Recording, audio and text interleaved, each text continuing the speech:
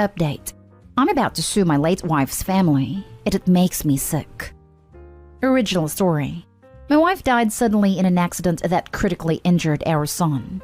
Suffice it to say, along with being shattered, the whole matter has me rather preoccupied.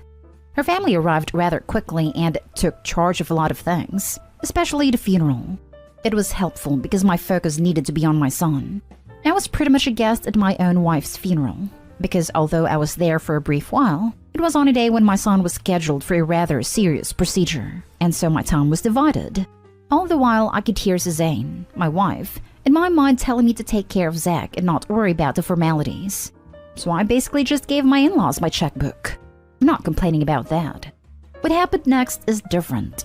They wanted to take some of her things. And of course, I understood the value in them having a keepsake of their sister/daughter. I would never have said no. But they took everything. Keep in mind, I wasn't there. My younger son wasn't in the house at the time either. The next time I was home, I realized that they basically cleaned the house out of everything they thought was hers, including photo books.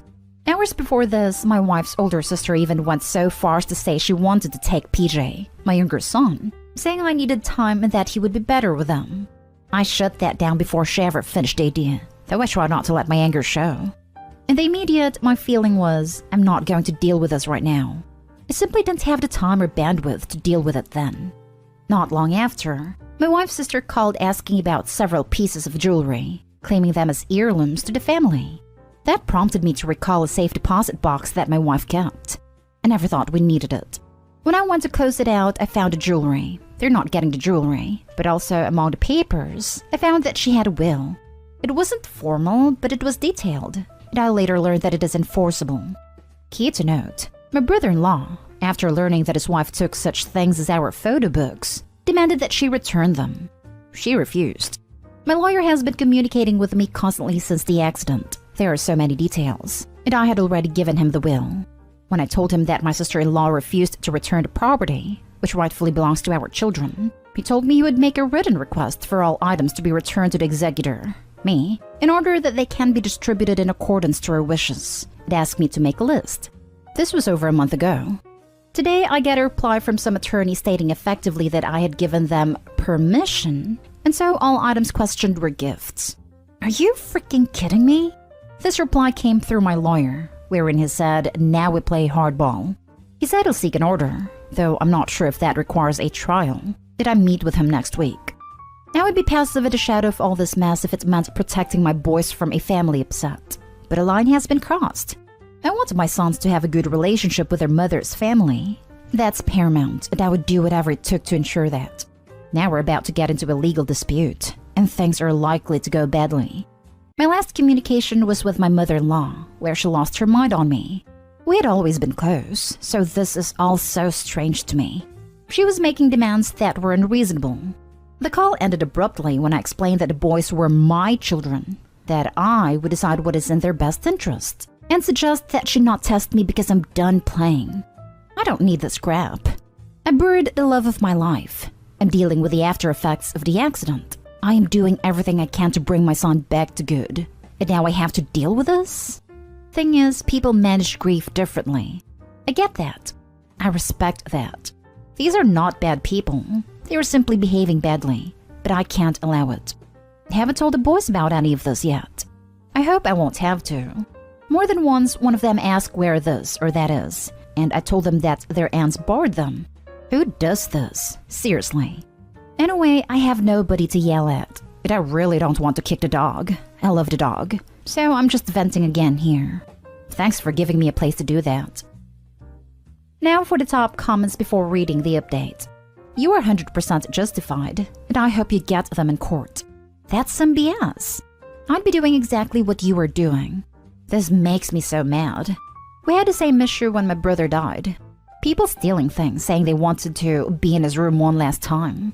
We did, however, take all the valuables out before people came by. But those sentimental things, those are worth more than money. Get those people. You know, I'm actually glad to hear your anger because it makes me feel more justified in my own. This really is wrong. It's not just me.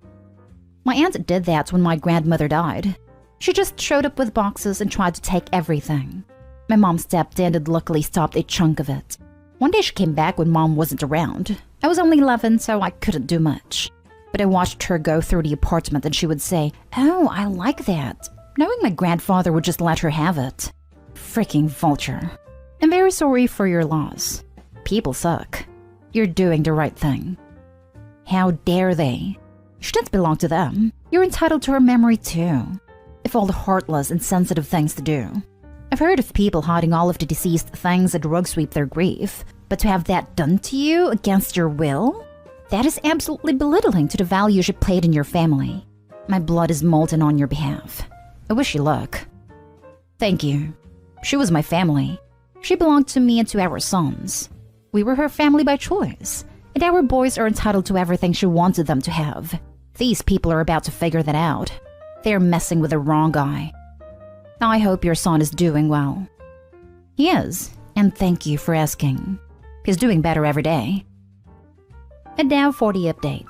After my wife died suddenly, I vented here about how her family came through and took her belongings. The reaction from the sub was more than I expected, and was appreciated. A lot of folks here were pissed in my behalf. Many ask that I update, and so I am. I had a long and reasonably deep discussion with Suzanne's mother and sisters earlier today. They speak to the boys, my sons Zach and PJ, on occasion, and actively seek the connection.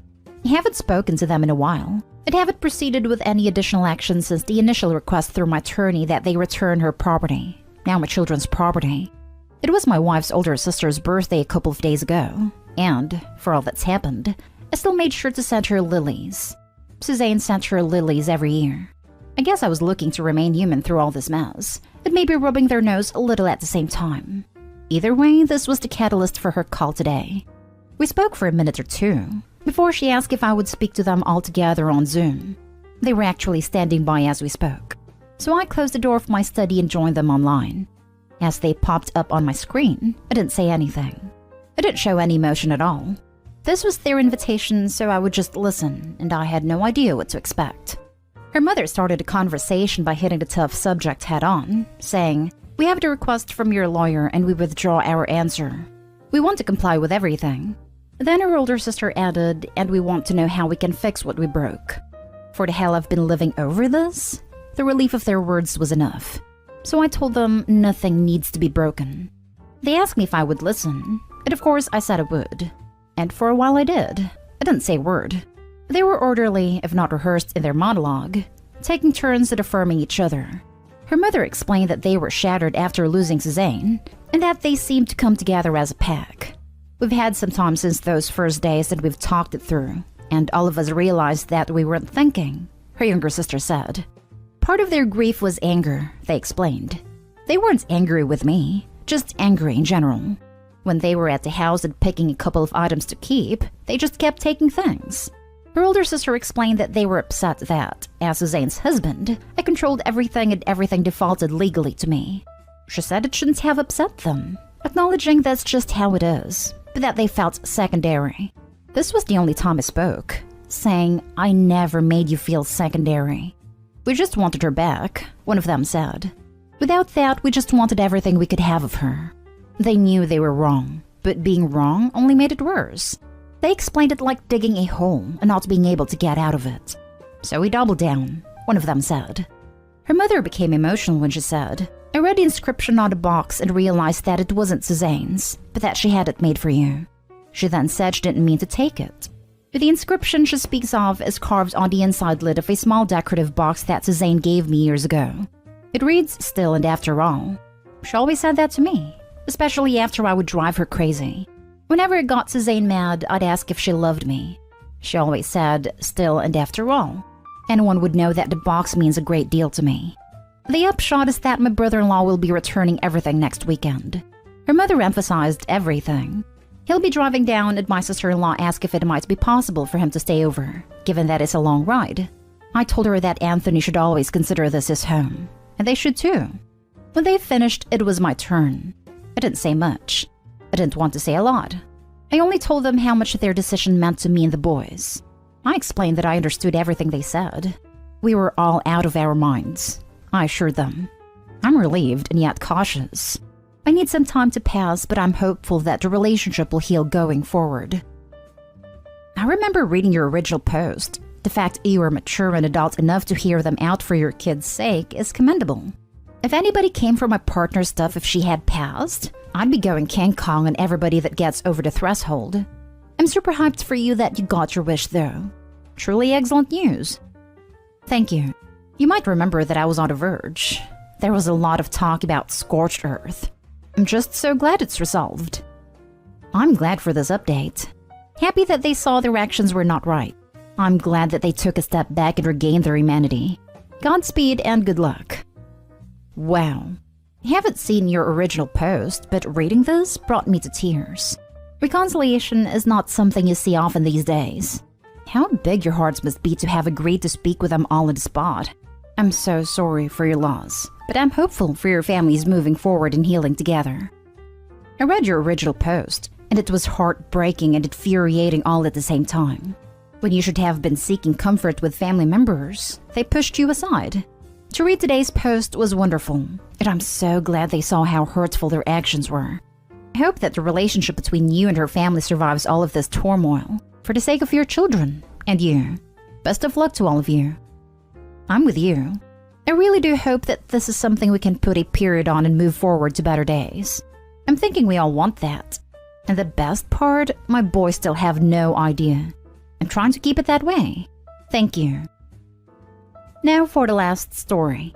Update. My ex-girlfriend passed, but her family barely contacts me that she had a baby. Original story. There's no doubt her son is 100% mine because we had a paternity test just to be sure. Anyways, I-27 male barely found this out weeks ago. The only reason we broke up is because I had to move back across the country last year to help my family after my dad died from COVID. Didn't want to do the long distance since I was gonna stay there working for a bit. She never told me anything. Her mom says she didn't want me to worry about her all the way over there when my dad's family needed me more, and that she was gonna tell me as soon as I was back. I moved back little a month ago. Only now I'm finding out not only that I lost her, they said there were complications when she gave birth, but we have a baby boy. Feeling a mix of stuff, and worst part is, I can't talk to her about it because I wish she'd told me. Her mom says they've barely been managing with him. They need help with him, and so that's why she reached out to me once they learned I was back. Of course, he's mine and that's my responsibility. Still, it's hard not to panic. I'm still in shock about her death. Now I've got a son I need to take care of and didn't even get to be part of the first 2 months of his life. My family doesn't know about him yet. Hell, I still haven't met him yet. Her mom's only sent me pictures. He's beautiful. I don't know how I'm gonna do this. I'm scared, sad, and pissed off for some reason. I'm nervous about meeting him, or how this is gonna go. Her parents will be around to help, but I know he'll be with me full-time for the most part. Really, any advice I'll really appreciate. From new parents or anyone, honestly. What the hell do I do about all these new changes? Now for the top advice before reading the update. I would look into your company's policy on parental leave, then start looking into childcare options such as whether the grandparents can help with that. Congrats on being a parent. Condolences on your loss. And you can do it. Are you listed on a birth certificate?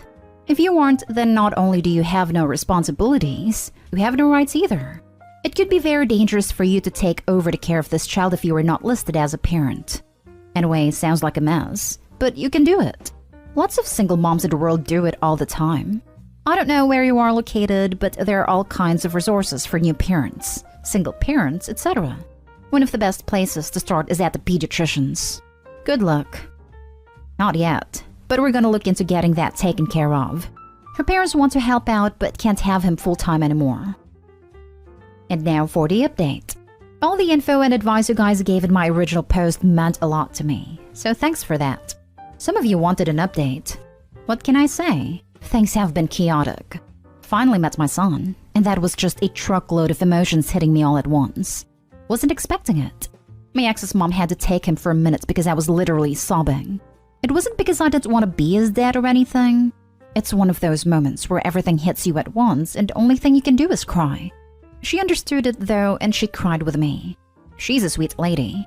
One of those ladies that treats everyone like her child because of how caring she is. My son has my ex's nose and the shape of her eyes. That's what hit me more. Just because we broke up for the meantime while I was at my dad's didn't mean I stopped being in love with her. And now we have a baby together. Only she won't get to be here to share that family experience, and I miss her so much. Got to hold my son, introduced myself to him. Me and her mom talked about custody stuff. Already got a lawyer for that to make the process easier. So everyone's on the same page. They let me stay over, talked more about my ex, had a few beers with her dad. I stayed at their house a few days because honestly, I was still terrified of being left alone with my son because I had no clue what to do with him. They were both really kind and patient about showing me how to change his diapers, feedings, how to give him a bath, rock him to sleep, how to install the car seat in my car without throwing it on the floor.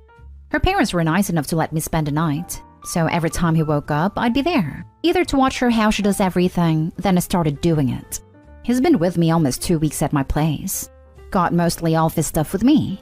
Looking for a 2-bedroom, but for now is sleeping in his bassinet in my room.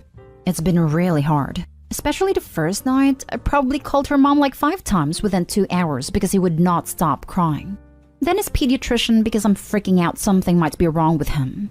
Calming him down whenever he got fuzzy was my weak spot. Nothing I tried was working. Singing to him seemed to help a lot, walking around my apartment and rocking him nonstop. It's still not easy. At least now I'm feeling more confident that I can handle the crying and not freak out enough to call for help. Taking time off from work again so I can be here with him full time. I'm tired, stressed, still got a lot going on emotionally, but I'm also just happy when I'm holding him or making him smile. Honestly, the little stuff he does, even his cute little sneezes, makes me love him even more. Seems like he's starting to like me too. Almost everyone in my family has met him on Zoom. My mom's coming over to see him. She's offering to do babysitting once I go back to work in another few months, so that's one less thing to worry about. I just wish my dad would have had a chance to meet him. I know they would have been best friends, and it definitely spoiled my son so much. It is like my ex knew that too. So didn't know this until her parents gave me his birth certificate. But my ex wanted his middle name to be my dad's, so that was a nice surprise for me that he's got his grandpa's name too. I'm slowly adjusting to this new life. Not easy, but it makes it worth it. I want to be his dad and give him the best I can the way my dad did with me.